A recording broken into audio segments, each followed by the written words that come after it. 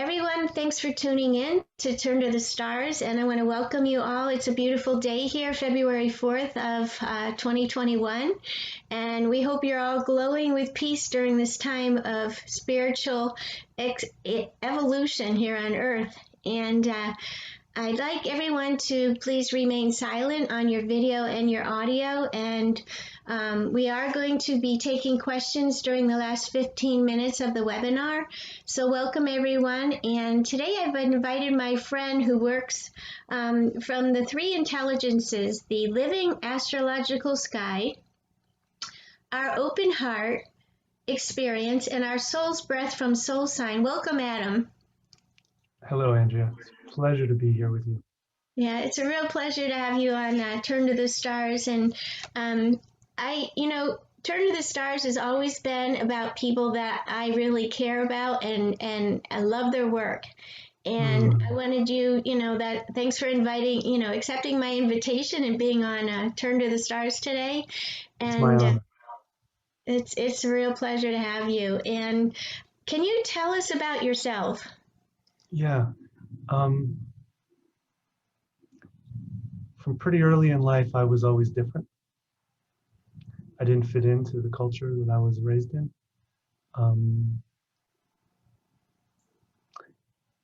I was loved a lot as a child, and my parents, they are really good people. And as parents of young children, they were quite naive, doing the best they could.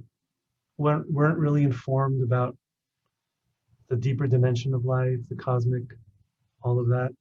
But they had really good hearts. So I was very, very fortunate that I received an incarnation with really good people to start it. Once I became a kind of a young adult in the middle of college, I really started to find that I had a different kind of vision than what I was looking around at.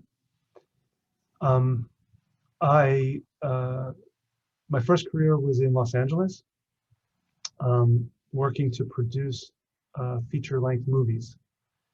And I had a little bit of success at that as a small movie independent producer. But having worked there for about 5 or 6 years, I really saw the kind of people that really get very successful there, both behind the camera and in front. And it wasn't something that I wanted to be a part of for the rest of my life. I had already tasted. I really, really dove in, worked very, very hard for 6 years. And after that, so I left. And many, many steps along the way, I began to remember astrology. I had a teacher who was, I think, still practicing. Daniel Jamaria was my first official teacher. And once I learned some of what he was teaching, I then felt that there was something else that I needed to learn or remember. So long story short, a good friend of mine introduced me to a couple of books by a master astrologer. And that was like a really a consciousness transmission, not just of the techniques and of the learning, what are signs, what are planets, how to read a chart, but the entire underlying intelligence of our simultaneity, of our simultaneous oneness, that astrology was a language for. And then from that, I think I really caught a fire of passion, and I started to research in depth things that no teacher or no writing at that time, this must have been in the early 2000s, there was not information about this kind of thing online yet. So I was going into ancient Egypt, I was going into Sumeria, I was going, so when I say research, I wasn't researching astrology, I was researching history, anthropology, sometimes etymology, and many other things, because I want to understand where these words come from. Like, how, because a word carries an entire set of assumptions. And if we can understand, for example, in astrology, like the word ruler or the word dispositor, even though as astrologers, we mean the same thing generally, if you really study and sit in and develop one's own relationship with the difference of the terms, it's like it really opens up to like basically your own gifts as an astrologer. Which one resonates more with you? Why would you use one word than another? And that then starts to attract the right people and clients to you, as I know you are really gifted with and a master of. So my practice began, and I started to lecture. Also, I started to get more and more invitations, just as a very beginning astrologer. And I would do anything to travel. I mean, drive for 2 days to go give a 1 hour lecture at some conference, something, because I wanted to be around the people that my my industry, if you will. And I also wanted to meet people more experienced than me to see what next was for me. So astrology has been a thing that I've been doing for a couple decades now. Pretty well known now. Very fortunate for that. Um, my astrology is really composed of three big categories. The first is the entire tantric relationship between the soul, the timeless self, and the human identity, which is not a one-way thing. It's a tantra. It's a lovemaking together. That's the first. And I have a whole system, an entire certification course based on that. It's an extensive training program. Self-study, study at your own pace. I then discovered that modern Western astrology was so ignorant of the sky. Like, for example, if you ask someone, hey, what's your moon? Of course, everybody who knows a little bit about astrology, they're going to know their moon. And then if I say north or south latitude, what? Was your moon close or far from the earth when you were born? Was Venus high and bright or low and dim or invisible? No idea. In fact, our astrology that we practice today, the Western astrology, is based on a pre-existing astrology, ultimately Hellenistic, which itself is based on thousands and thousands of years before that, a visual, experiential, observational tradition through many, many different cultures and countries. Mm. That was the origin of our astrology. Was the star high and bright? Was it visible in the morning and the evening, or the evening? Was it fast or slow? Was it close or far from the earth? And this is what really determined meaning of for astrologers when they would be required by the king or the queen of the land. Because remember, astrology originally was only for the elite. It was not for everybody. Right. So this is what I call sky astrology. This is more of the somatic, the body center, the observational. This is where we start to get into the higher dimension of our lower chakras, our feeling function. So that's the second part of my astrology, the sky astrology. And I have a lot of different teachings and videos and papers all on my website that one can get to basically learn or at least expose oneself to the sky astrology. And the third is my whole work with Mars and Venus.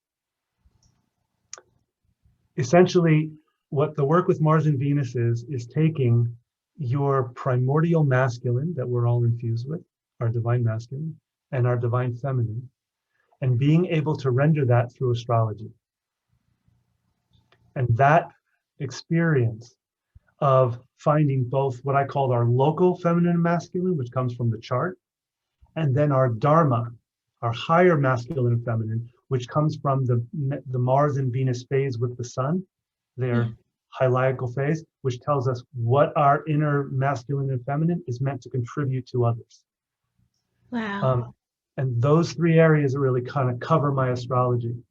Now, outside of my astrology, I also offer this meditation, this technology really that I feel that I received from Spirit in 2004. And that eventually I named it Breath of the Soul. And it's a form of meditation that doesn't require any religious belief or it doesn't inflict or intrude on any existing religious faith. It is pure experience of oneself centered in the center of one's life, larger in the center of the earth, and even larger in the center of the universe. And this is a meditation, so it's experiential. It's not learning. It's not up here. So that's kind of what I'm up to these days. Sounds to me like it's heart-centered. Very heart-centered. Yeah, that it's in a form of esoteric astrology, and would you say? The meditation has no astrology in it. No. Yeah. The meditation is as simple as this. When you're walking down the street, your head is facing what's in front of you. Your back is facing what's behind you. The left side of your body is facing what's to the left of you, to the right, and then the top of your head above, and the bottom of your feet below. And it's taking those fundamental spatial orientations and using that in order to live and be in your and find your center. Okay, so That's meditation. I've had the good fortune to be a part of one of your meditations, and it Yes, was you were. absolutely phenomenal, absolutely phenomenal. And there was a question I had and I lost it there, but can you tell us about the breath of soul? Yeah. So the breath of the soul is literally a technique that you can do that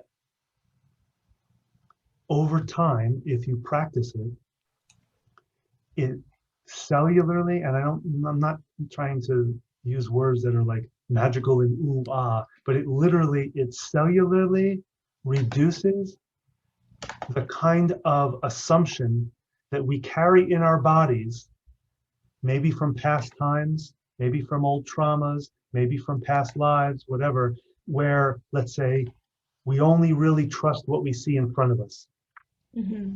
We're a little bit scared, like what's behind me, like what, like all of that kind of more nervous system, fear-based responses to our body, environment, changes in our life that we can't control, all of that. The breath of the soul meditation reduces the difference between how I feel in me and how I feel in me in space with other people. In, let's say, walking an environment I've never been in before, and I don't know what's around the next corner. It reduces the difference.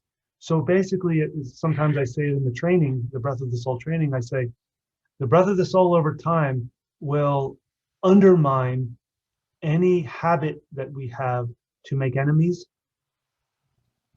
or to take it personally that other people are different than us, but instead to celebrate that. Wow. That's what the breath of the soul does. And again, just to emphasize that point again, Andrea, the things I'm saying here are the result of doing this over a longer period of time. Doing it once a week, for whenever you remember it, that's great. You can get a lot of benefit from, but you won't have these deeper effects, these deeper benefits of more of a safety in your body, more of a kind of ease and a flow with the energies around you. Mm-hmm. And in some people who've done the training and have experienced, have continued to practice in their life, they've shared that their intuition increases because, and this is I know I'm not a neurologist at all, I'm not a medical researcher, but my guess is it's because I am reducing the amount of fear that's being kept in my nervous system. So because there's less fear, which is the tendency to contract, now I'm more open and available for the two-way communication, and then discernment increases. Now I can say, you know what, I'm not interested in picking up on that right now. Oh, I'm very interested in listening to that right now. Right, right. Does that make sense what I'm saying? Absolutely, it makes sense. As you're talking about that, I'm thinking about, I do walking meditations. Yeah, oh. With my little dog Bunny, and this morning I had music on, and she has a little cart because she gets tired walking. So I put her in the cart, and we're a little cuckoo, but I got music on, and I'm dancing with my cart, and all of a sudden this guy comes up behind me, and he's like, so, I mean, it was just, it's a walking meditation or dancing meditation. So I'm thinking of that as you're talking about this, because it's like what you feel inside, and when you're really focused on that, the world around you is just all perfect. It's exactly. It's just this light that shines around you, and it's bliss. Yes, exactly. It's bliss. Yes. Yeah, and you have a weekend long webinar. Is that correct? This coming weekend, it's a training. It's one of the training. It's a training. I don't do them frequently at all, but this weekend is a training. It's 2 days. It's online. Not a large group, a small group of people. So but it's not a webinar in the sense that, oh, let me go kind of give a lecture online Right. webinar. This is much more roll your sleeves up. There's an extensive handout. I Good. require people to come forward and ask questions if they're not understanding something, if they're not getting anything, if some kind of even personally difficult emotions or material comes up. I welcome that too, because everything I do is not to make us all feel good. It's to get us into the truth of ourself. And Mhm. sometimes to get to the truth of ourself, it's not all light and rainbows. And Yeah. so this work is very much like that too. Yeah. I'm not, I don't try to bring up difficult stuff, but sometimes Get people's it. old emotional stuff that they didn't know was still there comes up, essentially. I get it. I Yeah. understand. And my whole life, prior to starting to study astrology, I always thought, I'm a runner. I'm a Yeah. runner. If something's Oh. uncomfortable, I run away. Yes, I know that one in myself too, Andrea. Yes, I mean, somebody's angry, I'm gone. I'm going the other direction. Yeah, Gone. I mean, I run. But as you evolve and you kind of go like this, and that's you right. learn, and astrology definitely raises your consciousness. If you're understanding the earth, as you said, the earth astrology, and then it evolves because, my take, and this was something I channeled years ago, was that what if all the challenges, all the squares in your chart were your gifts? And those are the things that, I'm happy to walk through that with someone if they're willing to walk. And I speak that from doing it myself, Mhm. and when I'm not running. No. But no, I'm really trying not to do that. I'm meditating and journeying more than ever before, and I think ultimately that's a really great place for all of us at this time. Yes. And the development of what you're teaching there is phenomenal, because for a lot of people, I know it's really hard when you say to them, it's better to walk through it with support and Mhm. an open heart than to run, Yes, you know, exactly. Yeah, because when you run, it just comes back around. exactly. That's a great point, Andrea. I really love when you share about yourself. It's so precious. And I also like how you brought it around like that this is actually how we grow. We don't grow, you know, we in the West, we have a very, very adolescent Yeah. relationship with the word gift. Mm. We think gift is something like that we don't have to work for. Mm. We just get it without any effort at all. And where that stems from in our adult consciousness in the West is literally as a child psychology or an adolescent psychology. A gift, as you pointed out, is the result of hard work. Yeah. And then we see something, it's like what I say in the work is 1 + 1 = 3. Mm. Yeah. Me plus the thing that I'm working on, the difficulty, plus my heart, my love. You combine those two and you get something totally different than how maybe life started out.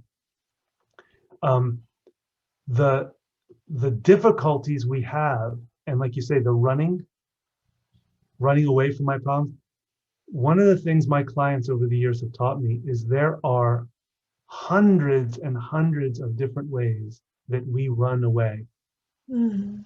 Yeah. Some don't look like running. They don't feel like running. But I probably like you've been consulting astrologer for a long time. The way someone asks a question oftentimes gives you energetic clues into where maybe you can point some awareness. Right. Sometimes people hear something in a certain way or see something in a certain way. And in that moment, without anything in their eyes, they just left. They're no longer present. A part of them is just out here because as you just said, because I don't like this and I'm gone. So the breath of the soul, because we're dealing with literally the physical energetic spaces, the energies around our body in all directions, not just front, back, above, below, but all together, synchronized, there's nowhere to run to. It literally curbs our habit of running. And we see, wow, there's nowhere to run to. This is all me here. Yeah. So that's another way, more of a clinical way, I guess, or a psychological way of understanding the effect of the breath of the soul too, is that there really is nowhere to run. Doesn't mean I'm going to stop running, but at least I can start being aware of when I leave or when Yeah. I go away. Right, right. Yeah, it's a really, I know so many, during a consultation or when you're working with somebody on that level and Mhm. you come upon something uncomfortable. And I mean, I've literally had a client that said to me, please don't tell me anything bad. And I was like, Yes. what is bad? This is life. This is life, I mean, Mm. literally I had one client that would not, she had me program all the squares and oppositions out. And she was a medium and she was a really good medium, but I bet. I loved her. She was sweet, but that was where she was at, and we gotta love people where they're at. But I would always, I always think like let's look at it. Let's just stand and look at it here for a minute. We're okay Yeah, right here, you know. exactly. Yeah. And, That's interesting you said it about your clients. I remember that a long time ago. I had a couple people say, I don't want to hear about the difficult stuff. You know, I've been doing this long enough to know that now, not for everyone, but some of the clients that some of the people that have readings, they are best served. They get best value for their money when I start explaining to them the unconscious side of trines and sextiles.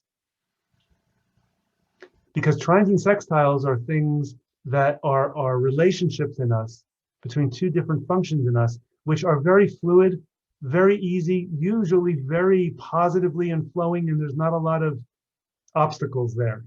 But yeah, whenever a human being at our current stage of consciousness, I mean, as a species, when we are not challenged in some way, we just start to assume that this is how I am, this is who I am, and this is how things are. And that's not true. no, So no. I often get some very good feedback from people saying, thank you very much for exposing basically the shadow of my trines and sextiles. Yeah, that's a really I like that the way you've described that, Adam. And I kind of want to circle back here a minute because Yeah, here in the West, and I did this too with my daughter and my son, raising them. We aren't doing them any favors when we do everything and we make everything perfect in their life. We're not doing them any favors. And it's that was for me a huge lesson, in learning that um, and that is actually a mindset in the West. It's a mindset here that we give our children everything, and they really don't have a realistic look of what life is, not and from us, but they will have it. If they live long enough, they will have it. Or, like you said, yes, they will re-entrench into the patterns of running away. And then their whole life is going to be creating a life, marriage, children, happiness, financial success, spiritual, whatever, whatever. But all the while in the background, they're still running away. yeah, Yeah, that's yeah, real sad. That's very sad. I love the point you're making, Andrea. This is so important. If I could just extend on that, I think adults these days do that in the West, as I think you're absolutely accurate about it. It's a Western thing. We want to give our children everything out of our adult parents' unconscious, meaning we've never tapped into the part of us to actually open our hearts and feel not having what we want or failing at working very hard to get what we want. We exactly. it's like failure is like a non-issue. It is not a possibility. So we're just going to flood our kids with all of our knowledge, wisdom, blah, blah, blah. But like you say, they need to figure it out themselves. They're not duplicates of us. They're not Yeah. clones. That's hard for a lot of adult parents to really accept. Yeah.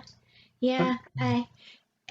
And you're so right. You are so, so right. And you look back and you go, I have no regrets in certain ways. Like, for instance, my daughter is going to turn 23 on Saturday, okay.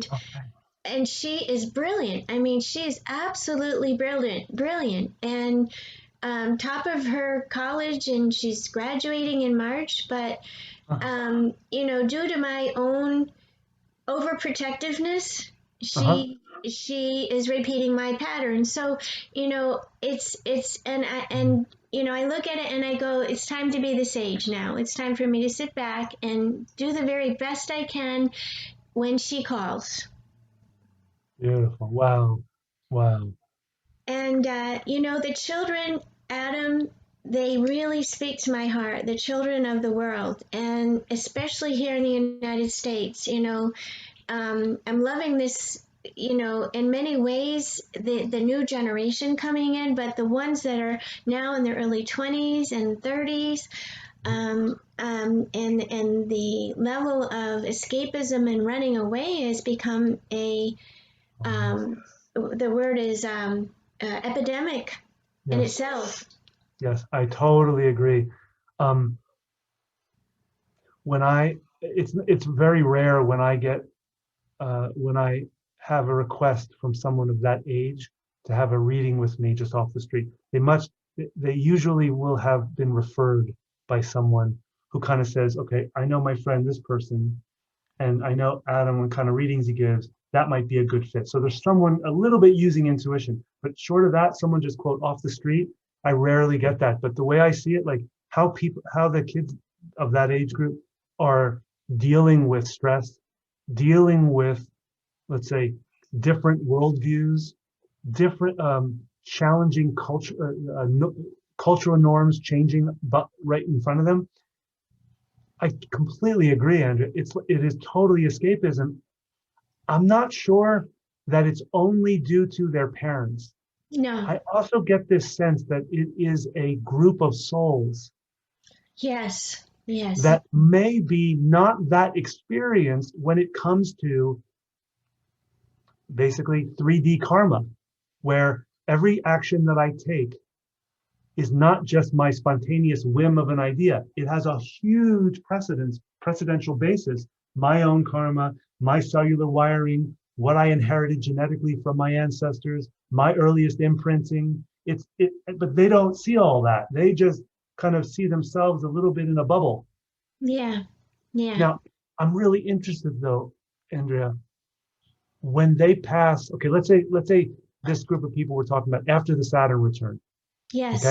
Okay. Yes. What I'm especially interested in is when they hit that second nodal return at 38, 39, because I work a lot with the lunar nodes as the entire framework for the entire life's karma and dharma. That holds to me, that's the context for everything on the chart. So especially that age. Then at 40, you get what I call a major Venus return. Yes. 41, 42 is the Uranus and Neptune transits. You Yeah. know, so once they hit their mid 40s, then I want to see what's going on. You know, do you happen to know offhand? I haven't looked at this, Andrew, because this is not my client base generally. When are they getting their Pluto square? That Uh, group? Let me see. My daughter, she's going to be 23, so she's got Pluto in Sagittarius. So they, depending on when they're born in that, Neptune Yeah, is squaring. You mean, Pluto square Pluto. oh, yeah, yeah. Pluto, that's going to be, let me see, Aquarius, not Aquarius, it's going to be Pisces when Pisces. Pluto goes into Pisces. Yeah. So that's going to be later in their 40s than that, let's say, like when I had it, because Yes. it's such Mm-hmm. an elliptical orbit, it happens at different decades of life. So Right. that's interesting. So that's going to be okay. So there's another example then. Here's a whole group of souls, if we want to call it that, that is not going to get their Pluto square until their mid to late 40s. Yeah. Pluto is the thing that really levels you and shows you how much you want to live on the planet. That and Saturn, of course, right? Big time Pluto. How much do you want to still be in your body? Or no, thanks, I'm gone. Bye bye. I'm Right. lucky. I just came through a Pluto moon Oh, conjunction, and I am literally lucky to be alive. oh my gosh, I'm Andrea. beyond it. I'm just beyond it, and I'm thankful. I'm so thankful because I'll tell you what, my moon is the foot of a yod to my sun and to Pluto. Oh my gosh. So it's a wow. That's one of the most powerful yods to me. Yeah, Wow. yeah. So Huh. I'm like, thank you, thank you, thank you. Yeah. And the jewels, like, Jeff taught me this. Our common friend Adam Yes. and I have a friend that Jeffrey say are close, and he talked about when he was on my TV show many times. He talked about you know. And another astrologer also that Pluto's frozen physically on the surface, Yes. and when you go through a Pluto transit, what's frozen melts, Yes. and what's underneath is jewels. Oh my gosh.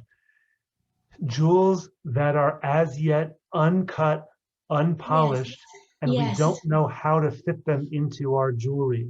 So we have to fashion and polish and get the jewels to fit into us. So there's no rule book for Pluto work.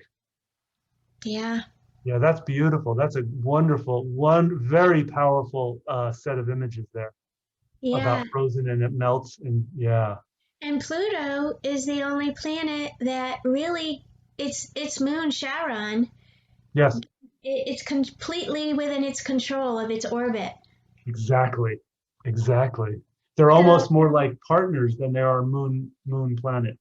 yes, Yes, yes. yes. So I mean, the significance of that is incredible. And I want Wow, to that's awesome. pull back here to let you talk more because I'm so intrigued by what you're doing, Adam. And Thank you. I really, that's why I invited you, because I wanted to tell the world. And and everything, and everybody out there that watching. Adam, how can you be reached if somebody decides they want to, is your class or your workshop still open for um, registration? Or Yes, yes, it is. My website is soulsign.com. Just one word, soulsign.com. I think you can also reach it by soulsignastrology.com. And on that site, you just look up events, and the training is this weekend. It is open.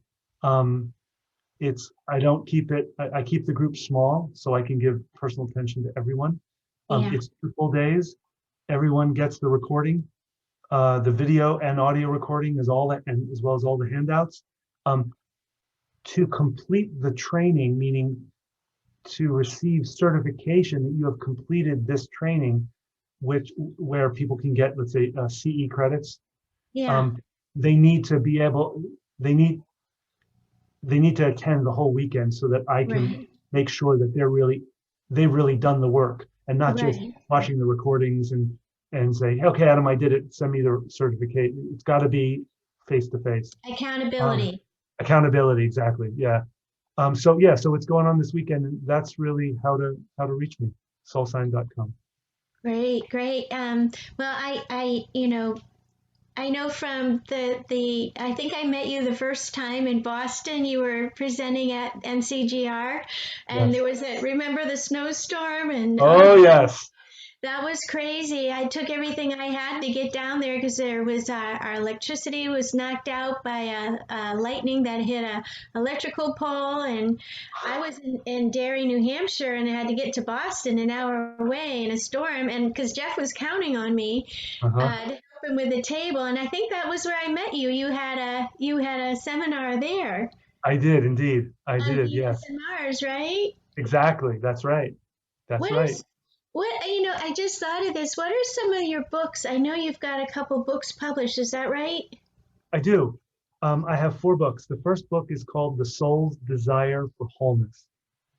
Uh, Andrea, that might be an interesting idea for your listeners here. Let me go through the books, and then I want to explain what I mean by that.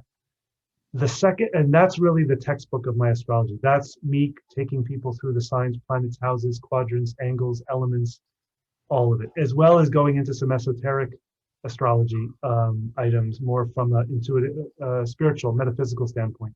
Right. The second book is then takes that and really hones in on how to delineate or to interpret from the birth chart a person's karma and their dharma. The third book is a book on Chiron. That's also one of my quote focuses or specialties. I have a system. I have a whole 4-stage developmental system working with Chiron, and what it really means, not just what it mythologically stands for, how it really applies in 21st century life. Mm-hmm. And then the fourth book is, I think, the book that got me nominated at the last UAC for a Lifetime Achievement Award, which is called The Light of Venus. And that is the book where I go through all 13 phases of Venus with the sun. It's just like the lunar cycle when we say, oh, it's the new moon tonight or this morning. That means that the moon and the sun are conjunct and it's starting a new lunation. Well, when Venus is retrograding conjunct the sun, that starts a new Venus cycle, and that lasts 19 months. The main difference here between this cycle with the sun and Venus and the moon and the sun is that this cycle, the phases are of very different lengths and durations. In fact, do you know, I'm sure you know, Andrea, but maybe your listeners don't, that when we look at the lunar cycle, to divide that 28 days or 28 and a half days equally into 8 equal divisions, this is only a modern this is only a modern mathematical convention. For literally tens of thousands of years, every culture, they defined the phases of the moon. Sometimes one of the phases of their moon would have been 2 hours. Wow. Done. Wow. 2 hours. Okay, here's it. Here's the phase. And 2 hours later, it's done. Now it goes into the next phase. Because that's what I was talking before about sky astrology. When you're actually with the planets, not just on a screen, on a computer, when you're with the planets and you're out there, your body, your mind, your heart, your spirit is with the actual bodies, and you're on a planet that's moving around its own star, you get direct transmission. You get the meaning of what these things moving around is for you. Astrology these days, Western astrology, has become very, very removed. At the same time, we've accessed higher levels of consciousness, or more broader, more inclusive maps of archetypes and things like that than anyone has ever done before. Wow. So that's been our contribution to the collective astrology throughout history, but we are really dissociated. We are really not in our bodies when we practice astrology. And that, it's very sad to me, because it wouldn't take a lot. The brilliant minds and hearts of people who study and practice astrology, if they could just put a couple of months into dedicated, sincere study of the basic sky astrology principles, it would totally start to illuminate everything that they've known. But it's like the difference between you're walking down the street in a neighborhood and you smell someone's cooking in the kitchen and you just keep on walking, versus they invite you in and now you sit down and you actually eat the meal. That's the difference. You feel like you're inside of the planets, and right, you know what I mean? Right. Boy, I think I'm gonna have to sign up for one of your courses. No, seriously, I'm also a practitioner of healing arts, shamanic practices. May I say very powerfully, I've never received your healing work, but that time on the elevator at that other conference where we saw each other, because that was the first time I really got your spiritual gifts. I was like, you pack a punch, but it's a punch with love and a lot of angelic and a lot of light. But you're not just some airy fairy healer. Well, it's kind of interesting, and thank you, Adam. We're only conduits for sure, of Indeed. That love and light. And when I had prophetic dreams, I've had them my whole life, and And I don't think, my point is, I think it's so important. If you study astrology, you also need to study the energy and, of the healing realms of what that looks like, and like you're saying, the planet. What does that planet really mean? What are we working with here? Yes, yes, exactly. The And whole spectrum of the planet. For yes, example, Pluto.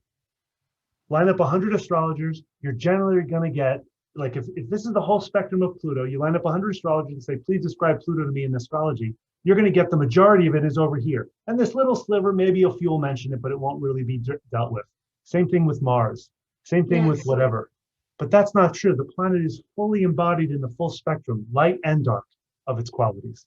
yes, Yes. yes, absolutely, absolutely. And, you know, when I Adam, on that, when I teach astrology, took me 22 years. Over the course of 22 years, there's a book I'm going to be publishing soon called The Language of Astrology. Oh, awesome. So, we're looking at basic, positive, negative words that describe, and how do you feel those words, Right. and and there's certain times that you really need to understand all aspects of that planet's energy. Yes. And that, it sounds to me like, when I Yes. looked at, in preparation for having you on today, and I looked at, because I remember you saying to me, I'm really not just an astrologer. I am, there's full spectrum. And I love it that there's this three, it's almost like a trinity of Exactly. life that you bring to the board here. And so the living astrological sky, our open heart experience, and our soul's breath. And so that is just beautiful. And I see that on your logo, but that on Soulsign. Yes. And yeah, and it made me think of a client I had when I basically was initiated into doing shaman work after shamanic work. I'm not a shaman. I'd never ever professed, and there's really no shamans in North America anyway. Uh-huh. Um, Uh-huh. but it's a very humble path. But right after I basically, you don't really graduate. There's no diploma with this type of work, and but very soon after, I mean, a couple months later, I just made my rattle. It took me 3 months to make, and I had a client write to me who had Lou Gehrig's. Um, um, And so he, in the process of his journey, he said, Andrea, in the West here, they say mind, body, spirit. And he goes, no, it's not so much, not so much. He goes, it's spirit, soul, mind, and body. And I kind of adapted because, I mean, this man was crippled within 6 months. He was 38, you know. And I did everything that I was guided to do, everything. I mean, from clearing a ghost from his home and helping it to find his heaven. And so when you say, and what's on your logo, that speaks to my heart, thank And you. because I adapted that SSMB, I call it spirit, soul, mind, and body. Yes. Yeah, yeah, yeah. Yeah. And So, and that's what your brand is now? Like that's what well, your company is? I've had that. Well, people call me spiritual advisor to the stars. They call me compass, but you know, um, but uh, I've always had that. I used to run holistic fairs up north, and I would have that on every single thing that I did. SSMB. He just made such a he Oh, was a brilliant man. He was so he was a man who, in the financial crunch of 2008, he was highly successful. mm, And his wife, I'm still friends with his wife. She's still a client of mine. And but it was, it's a profound experience when you get that. You really get that, And the thing I think that really, I'd love it if you'd share with people what was at the core of that for you that really um, Hmm. sort of said, you know what, I can't just do this. I've got to do this. I've got to do this. You know, what was at the core of that for you? I love it. We're totally in sync here without knowing it. I want to share the logo. I want to show people the logo. Okay. Can you see that? Oh, beautiful. Yes. Ah, oh, that's beautiful.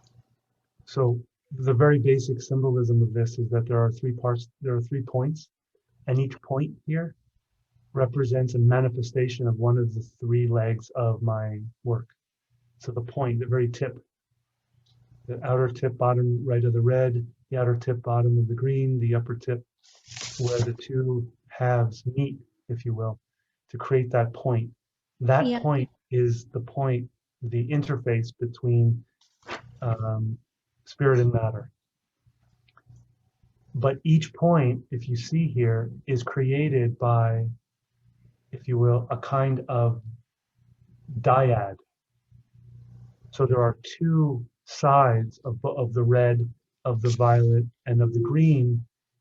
There are 2 facets or 2 polarities that are required to create that manifestation ability. What That's, has driven, sorry? it's beautiful. Did you draw that? Oh no, I'm the furthest thing from I hired a whole graphic firm to basically work in a process with me to iterate images and graphics, and they would take certain ideas down certain iterative streets, and I would go, no, we're going in the wrong direction. Let's come back. What about if we work with this? And I eventually came to this. Yeah. Yeah.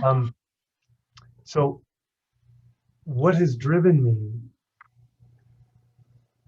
is a kind of seeking for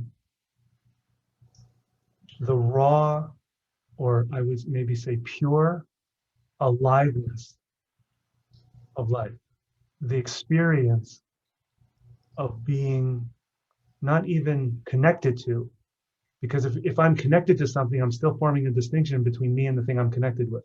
Right.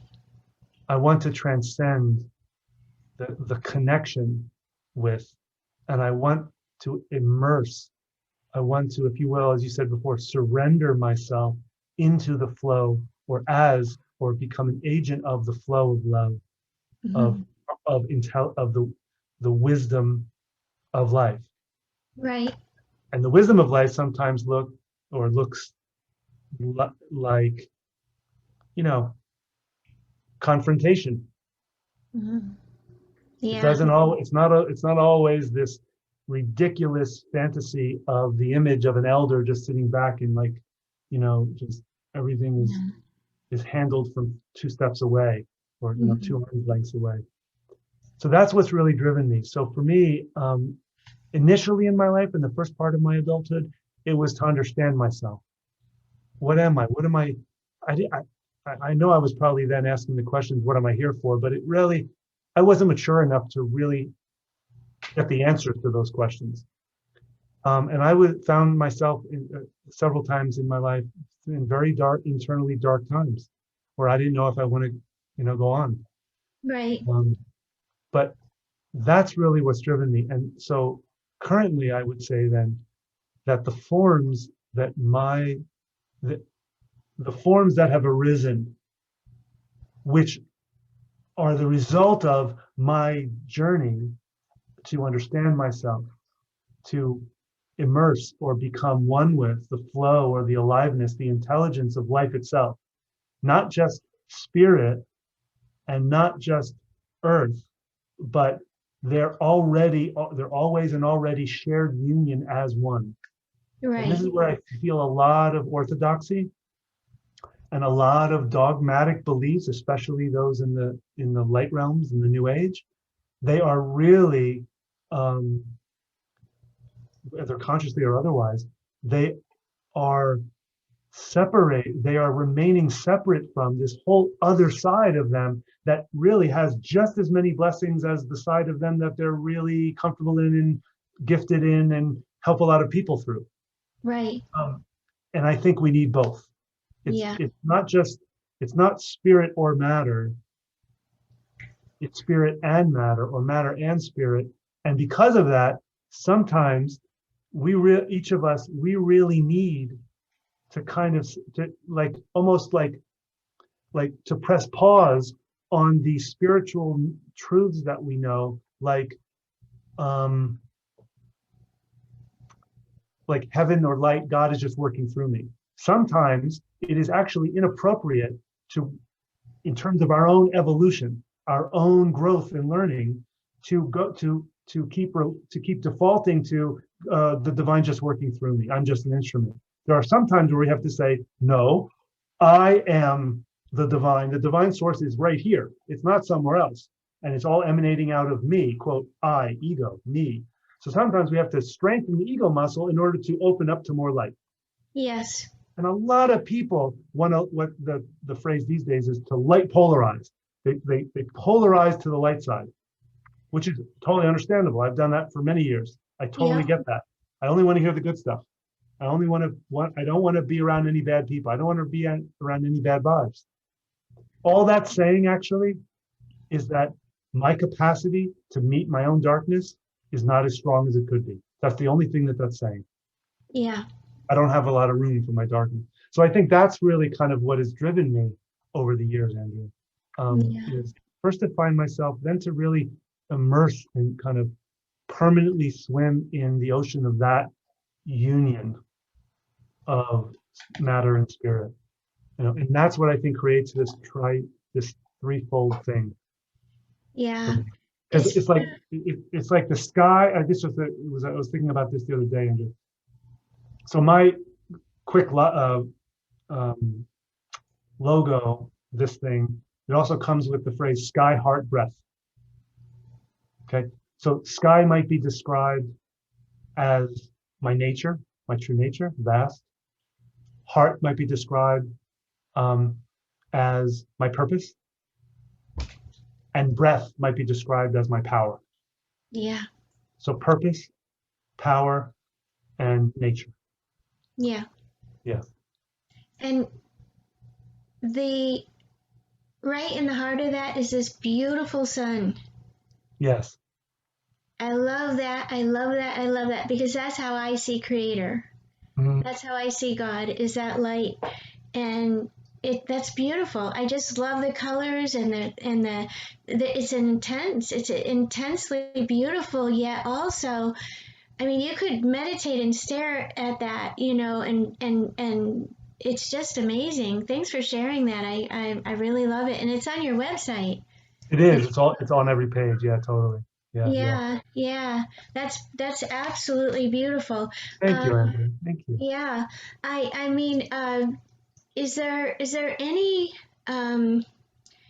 any advice beyond what we've already discussed that you would want to share, or maybe even especially my heart really speaks to young people, and I and of course there's the ones that really want to learn, because they know there's something out there way bigger than what they're seeing right now.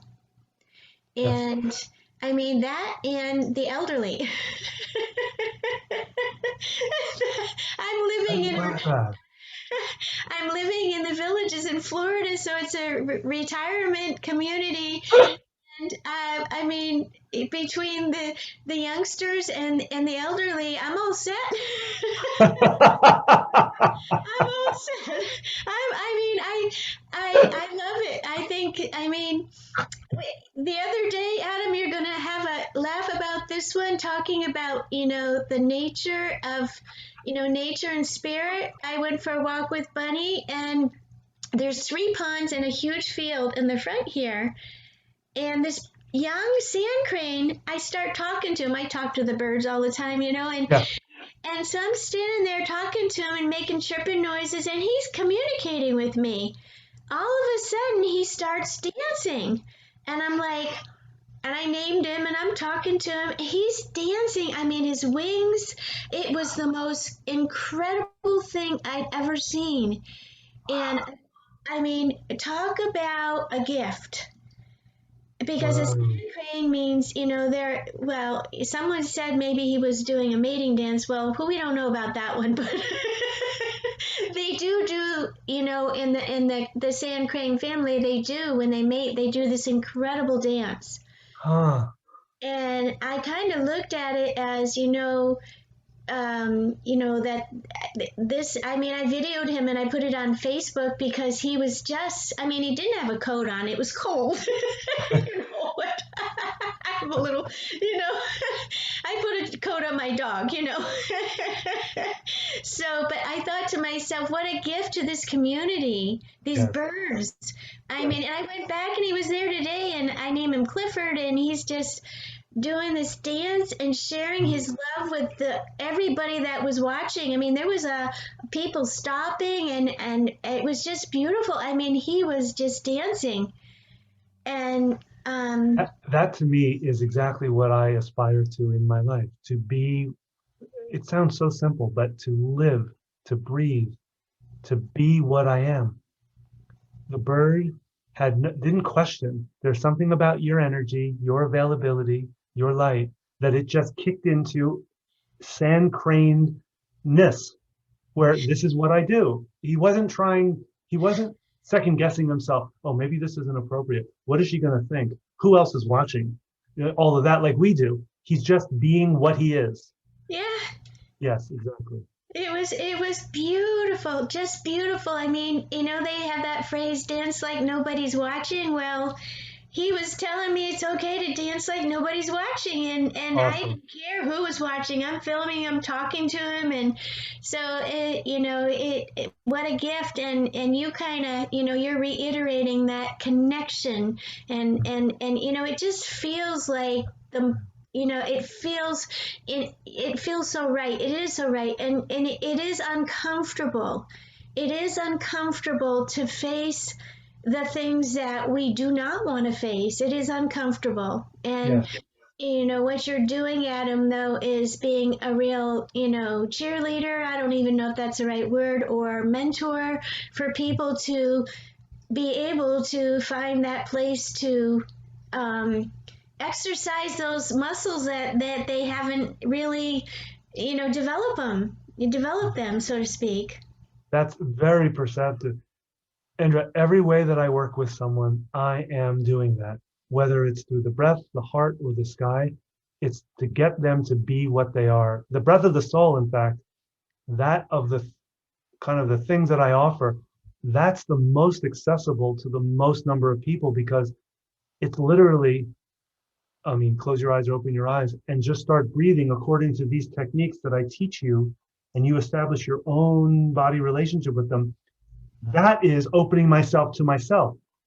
We use the illusion that like you over there are outside of me, in front of me, then me, and then I'm in here. We use that illusion to start, but once the breath starts happening, that usually collapses in the training, in the Wow. experience of that.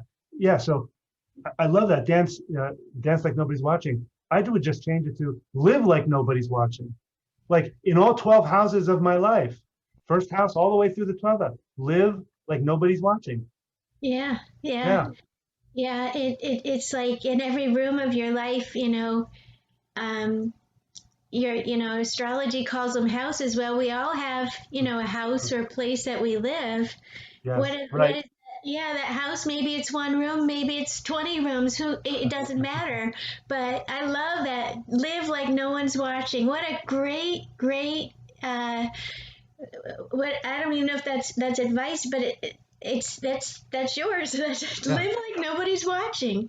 And I love it so much because that's what I'm regularly practicing. I Yeah, catch myself thinking about how this is going to be perceived. Doesn't matter. Does it feel yeah. right in here? Does it feel right in here? Will it feel good to be doing it? Will it not hurt anyone? Great, I'm in. Yeah, that's right. And Right. I think that when people see you and they watch you, you're a teacher, and when they see us doing that, they want, oh, I want some of that. I want to see how's he doing that. What does that look like? Right. Feels good. There's a huge light around that. So Exactly. they're Exactly. attracted. And Yeah. Totally. so, thank you so much for coming on Turn to the Stars and You're welcome.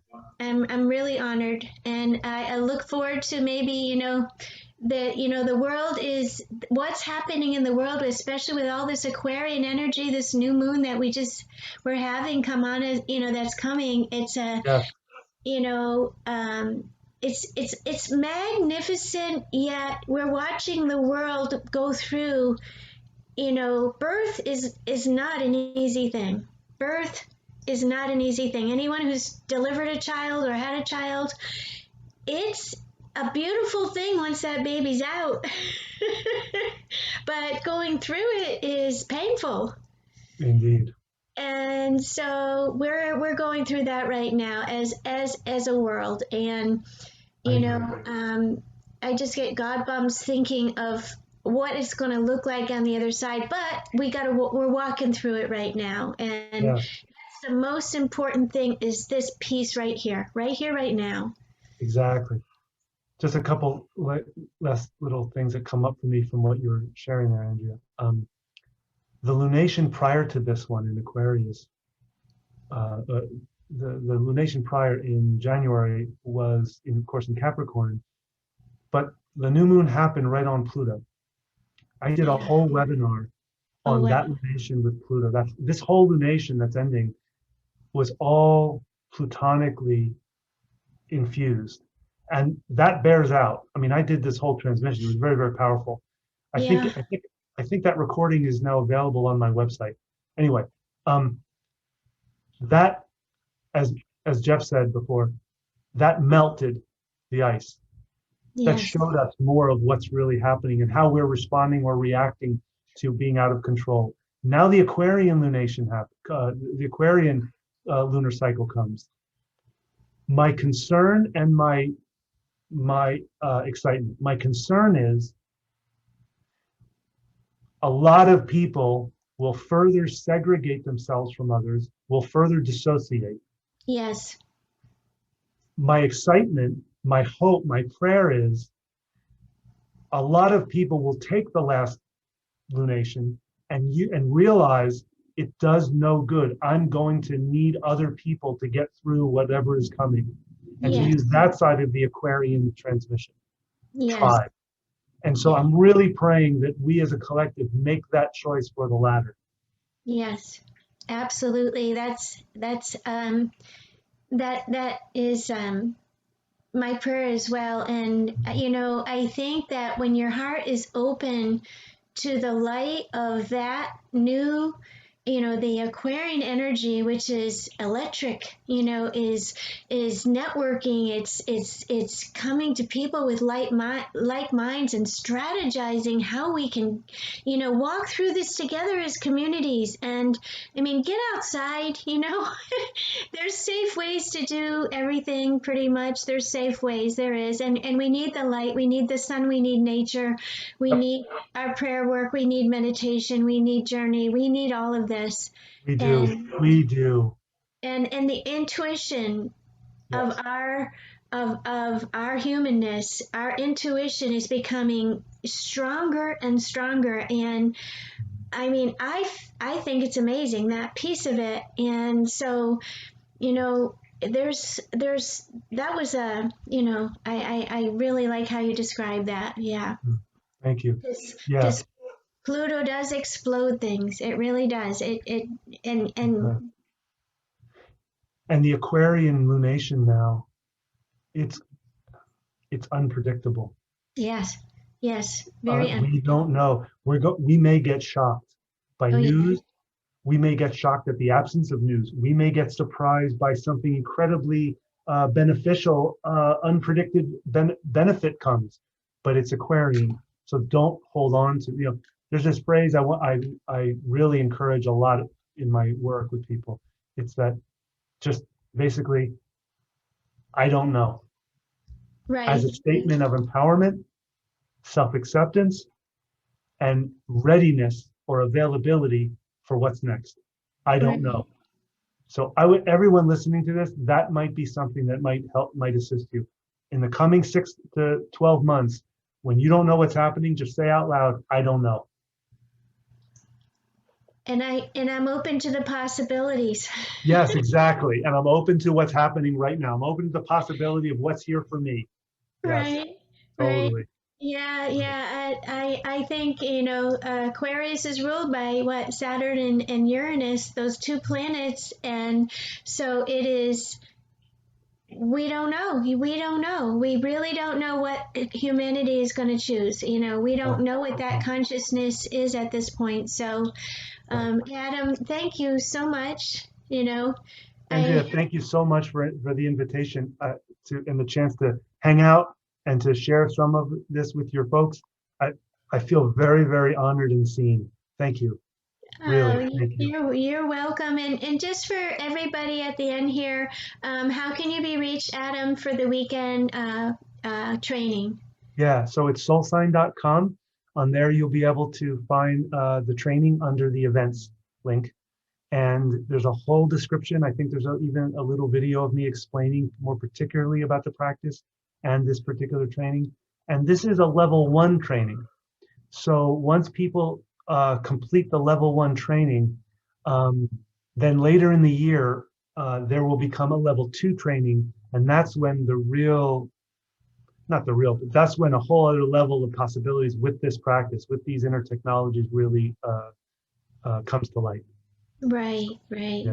Wow, awesome. Well, I'm sure it's going to be an awesome weekend for you. Oh, It sounds like, and thank you very much, Andrea. Thank you you for making the space for me.